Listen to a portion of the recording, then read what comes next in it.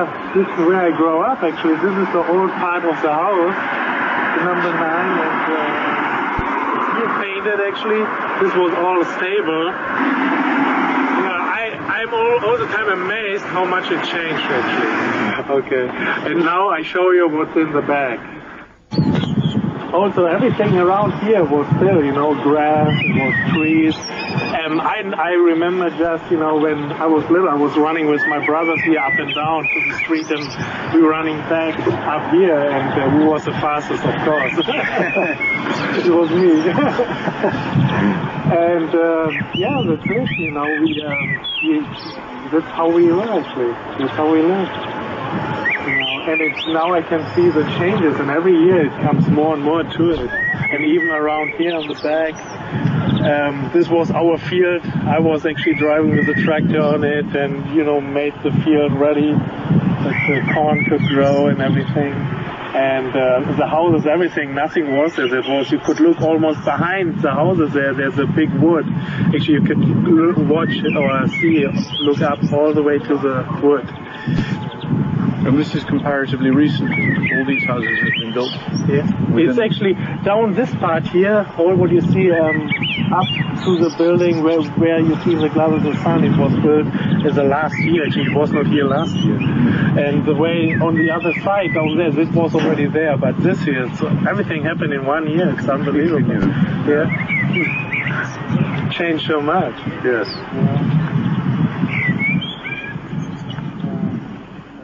My dad and we just talked about it, how it was and how much it changed actually. That he said just also imagine that 1 year ago actually you could look almost to the hearts. The hearts means it is the wood part what's behind the houses, and he said it goes every day something changed, the view is gone and all the things. And then I imagine actually he wanted to stop smoking cigars, and he still keeps doing it. And I told him that I remember when I was a child that I was sitting with him on a tractor, and I know that he, that's when he still does the same thing.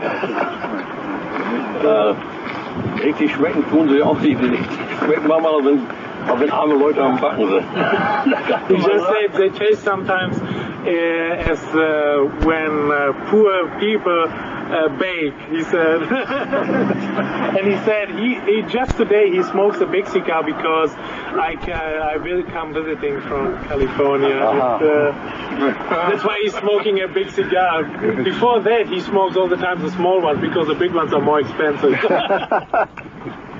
Yeah, and I just talked to him because this land was owned before he said all by the church, and I said some before that I said to him, it would be good if he would buy it, like years ago he should bought it, and he said yeah, but for that he needed millions. He said he didn't have that.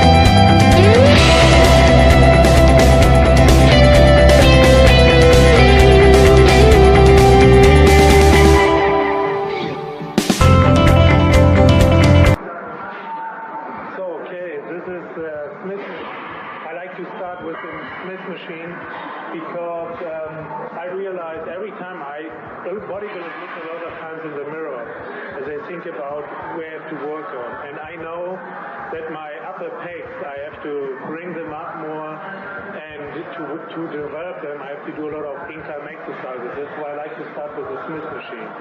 And because I train by myself, that's very good.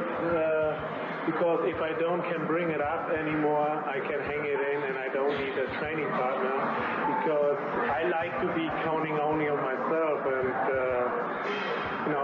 since I train by myself, that's why I use actually the Smith machine. It's easier for me.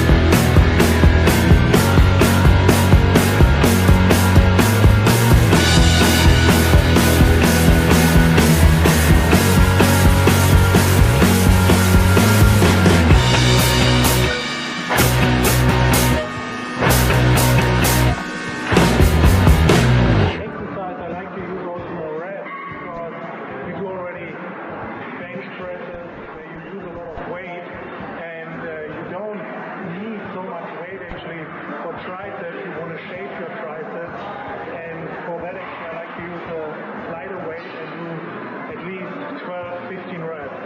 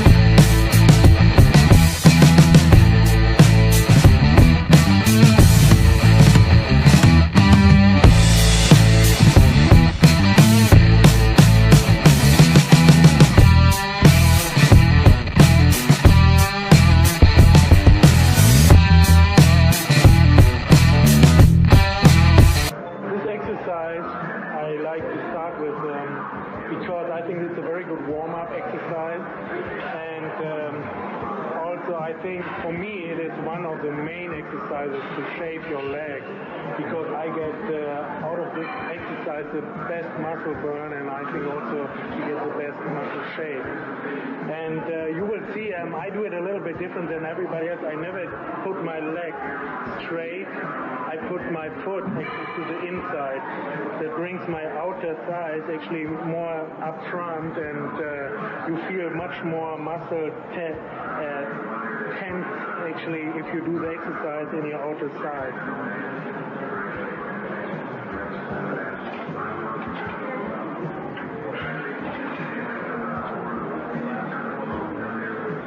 Now as you see, you can do it this way.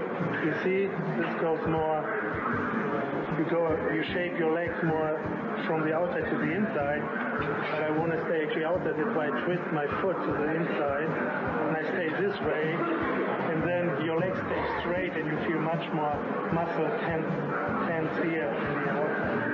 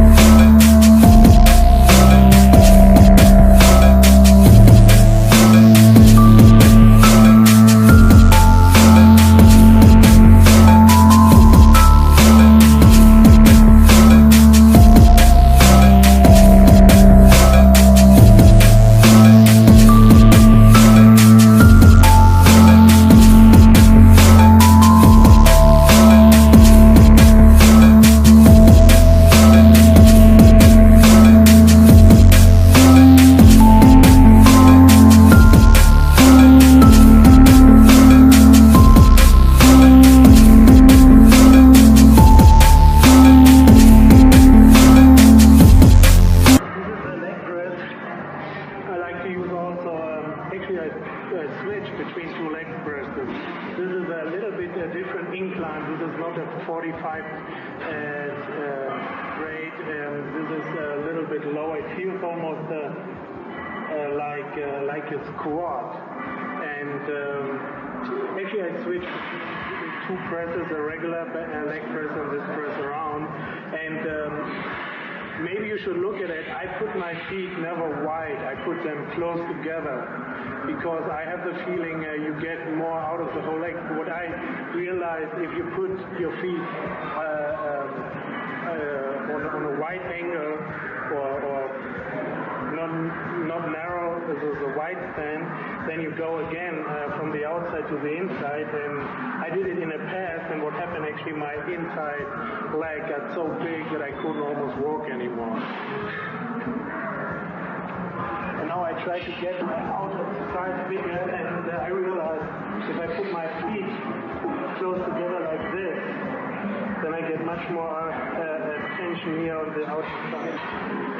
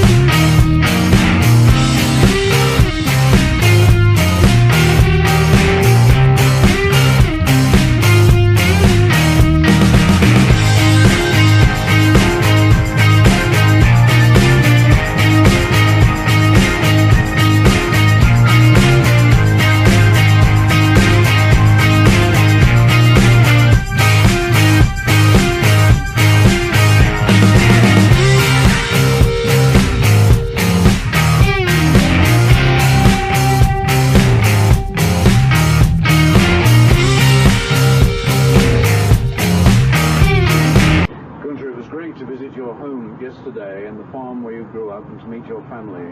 It was a wonderful visit. Thank you very much. You're very welcome. Tell us a bit more. Take us back to that time when you were a child. When I was a child, actually, I was all the time, I wanted to be strong. I don't know from where I got this, but it was also, maybe it was already in my genes, because I was in the kindergarten, I want to be the strongest, the fastest, and the best. It was in the school the same thing, and I was all the time also the best in athletic, when we had school sports, things like that.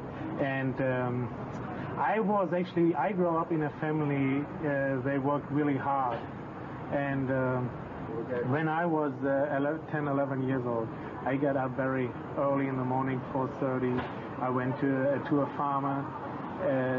Actually, it was like a half an hour drive with a bicycle, and he had asparagus.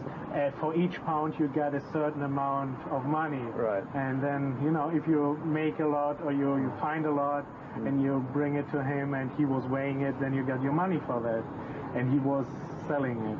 And I did this actually before school, and then I went to school at 8 o'clock, and I went all the way from 8 to 2 o'clock at noon to school. After that I went to the farmer. We yesterday visited the farmer. Yeah. And then I worked there from 2 to 6 o'clock in the evening, and sometimes in the evening I went to the gym. It was a whole day working. Exactly. In the evening I was so tired I fall asleep sometimes, when I was like, sitting in front of the TV or whatever, or at the dinner table. No time for any homework. Actually, I try, the most time I try to do it in between. Sometimes I started already, in school, in hours when I didn't pay so much attention and things like that. Yeah. So, how old were you when you left school? I was 16. Yeah. And I started then to work as a mechanical worker for a coke mine, actually. And at first I had to learn for 3 years. I went to school, and also I did practical work at machines and things like that, and how they are built and all this stuff. And then I had to go also in my learning time down in the mine. It was 1,000 meters down the earth. And it was pretty interesting, but it was a hard job. Yeah, it was I'm sure it was. And then also at the weekends, when I came back from this work, I was going to the gym also, but it was very tiring down there, because the air is not really that good. Sure. Things like that. And it's a high temperature down there. So you spent 3 years training in mining engineering, right? Yes. Uh-huh. And it was a tough job. Did you see your future in mining engineering? No. No. Because it was at this point, I mean, when you were 16, was that when you first picked up a weight?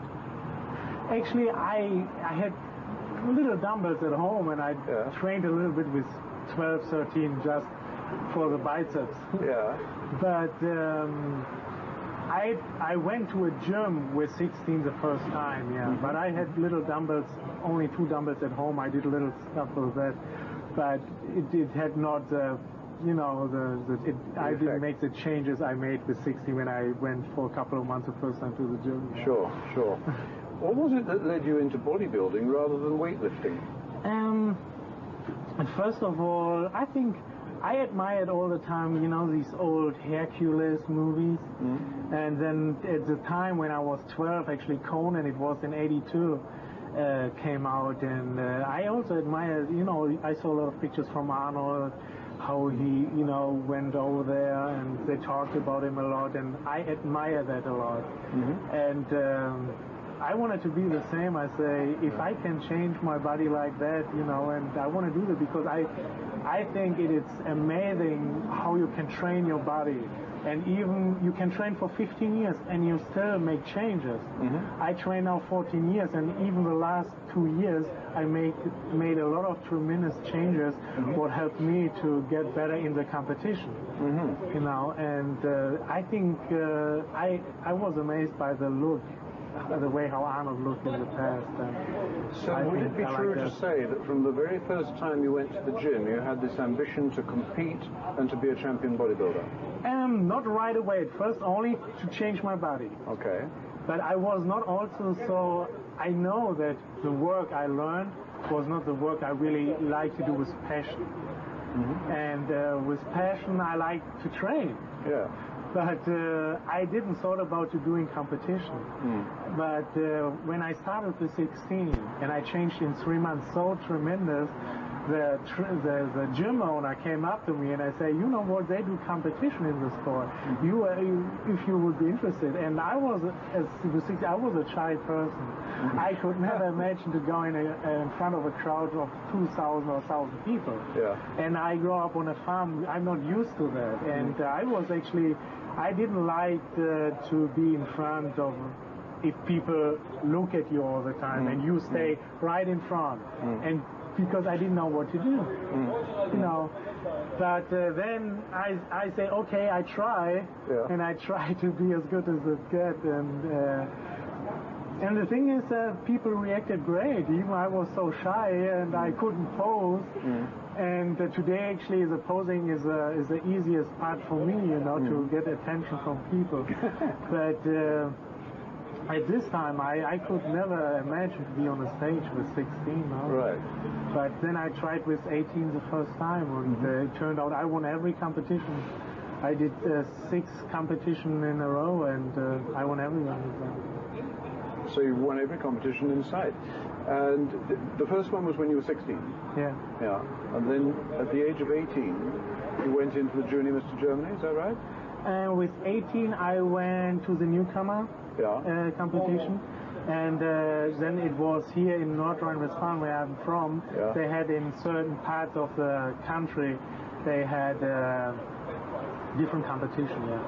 And they had altogether 5, and I did them, I won them all, and in junior heavyweight. And then I went to the international German championship, and I had exactly the same points in the competition than the winner. But the winner wanted to go to the world champion at this time, and I didn't want to go with 18. I went 2 years later.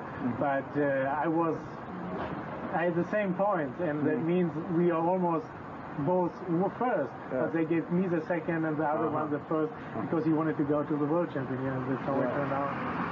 And the guy who went to the world championships, is he still around?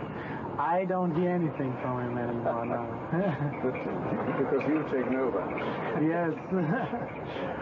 Now tell me, everybody knows that bodybuilding requires a huge amount of discipline, but it also is helped if you have support. I mean, plainly had the support of the guy who owned the gym. What about your family? I had a lot of support from my family. I didn't get any money, but I could live at home. I got all the food I needed, lots of chicken and turkey, rice, and all these things. Lots of water, and that's actually what I needed. Yeah. And I needed for that, actually, I had to take care only of, get a car and, go to the gym and train.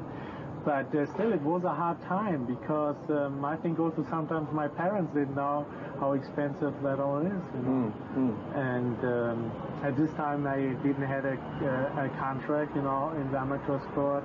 Also in Germany, bodybuilding is not as big as in USA.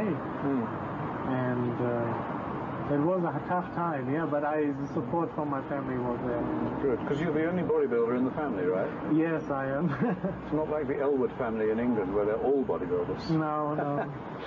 So, at the age of 18, you had come second in the championship for, what was that? International German championship. Right. That means everybody in Germany, even, all the people like, the Turkish people, everybody could compete in. And then we have also a national, that means there are only German competitors, Right. People with a German passport. And so the next stage in the development of you was that to go in for the national competition? The next was actually I was shooting for the national competition, and that was 2 years later in 1990. Yeah. And I won the national German championship, the heavyweight, and it was all over. And then I saw people thought I should really think about to do the world champion. It was in the end of 1990. And then I was shooting for the world champion, for the qualifier and for the world champion. And I won the qualifier, and I won the junior world championship. The junior world championship. So that was 1990. Yeah. Take us a stage further. What was the next stage in your career? The next stage was I rested in 91, tried to make some money on the side. I was selling clothes, and because it was a tough time, I had to, somehow you have to, try to survive. And I had a friend, he was dealing with clothes, and I was driving with clothes from gym to gym and, try to sell the clothes, and I got percentage of it. Yeah, that's what I did for a short time. Then I was working in 92 in a gym as a trainer, and I won in this time. It was in beginning of 92. I qualified for the European Championship. It was in April, and after that, 6 weeks later in May, I went to the German Championship. I won at first the European Championship heavyweight, and because somebody told me it is important that you win also the German, because the German title means a lot to the people here.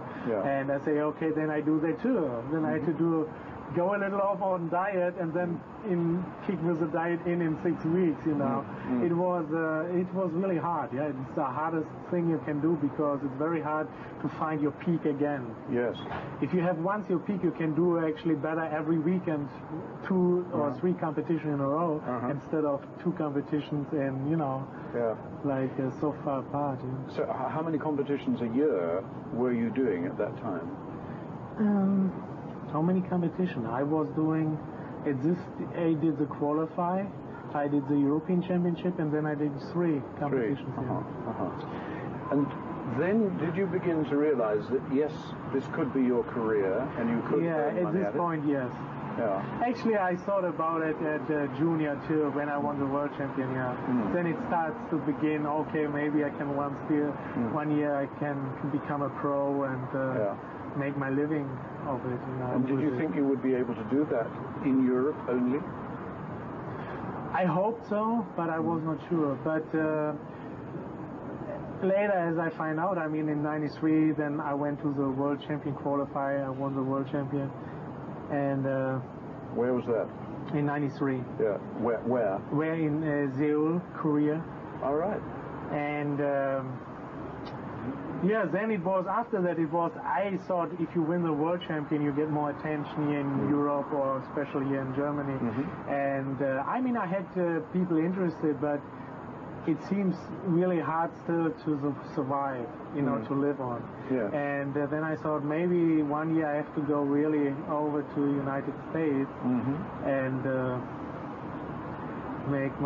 try to do that and make my career over there. And finally in '96, 3 years later, I definitely tried to make the shoot, and I looked at first for a vacation with my wife Carmen. And we thought, okay, I got a company over there interested in the vacation. It was Universal Nutrition at first, and then I said, okay, we have to do it. And then in the end of '96, beginning of '97, we went over there. At first to New Jersey, and later in '97, mid '97 to California. Gunter, since those early days, you're now a top-flight bodybuilder. Tell us about your recent competition wins. That was, I think, the greatest success in my whole career, because finally I got my act together. I find out for myself, without a trainer, how I can get ready for a show. And the best condition I ever had was this year at the Ironman and the Arnold's Classic. And I was a big surprise for the crowd, because they didn't expect that. They know I'm big, but they didn't like my proportions. But I changed my whole symmetry. I got much more proportional. I put on some size on my upper body, and actually it makes my midsection, my waist look smaller, and my legs are all the time good. And the crowd were nuts. I mean, and when I finally qualified with 4th place at the Ironman, I was very happy. I wanted to just qualify for the Mr. Olympia. And I know I have still a lot of ways to improve, because I think bodybuilding is a little bit about surviving too. If you come from Europe, the judges, they know more about the amateurs, the national amateurs, and or the national winner or the USA winner, because they know them as they were an amateur. With me, if you come from Europe, actually they don't know that much about you, and then, you know, at first of all you come there, and then at first they maybe sometimes also don't recognize you, because they hear name, they don't have no person to the name. And sometimes, you know, if you stand with a lot of people on stage, they cannot look really close up and take so long time and look at everybody how good he now really is. At first they go with people, oh, I know him, he's really good. You know, I think everybody would do that. But, you know, finally, because I compete now for 3 years over there, and finally the judges see my improvements, and everybody tells me actually also that what I feel really happy about it, that people can see that I make my improvements. And that is actually the greatest thing for me, to be 4th and get qualified. And that is actually what I wanted for this year. And then I looked a little bit better still for the next show, that was Arnold's Classic, but somehow I end up with 6, and a guy, and you know, there was a guy actually, he was beating me, I was beating him at the Ironman, and then he beats me there. It was, you know, then it's a little kind of difficult, but to understand, but because still I was harder, then I still improved a little bit more, and you know, compared to the Ironman. But I had the crowd on my side, and they loved me, and that is what means to me the most. I learned to compete for myself, to compete for my improvements, and for the fans. And if I can tell you right away, if the crowd likes you, nothing is better than that. And it happened to me that I was posing, and the crowd was screaming so loud that I got goosebumps on stage. Yeah. And if you have this feeling once, believe me, it's better than the first place. Very different from the shy 16-year-old. Yeah, it is. Dankeschön, Gunter. Gern geschehen. Good luck for the future. Thank you very much. Danke.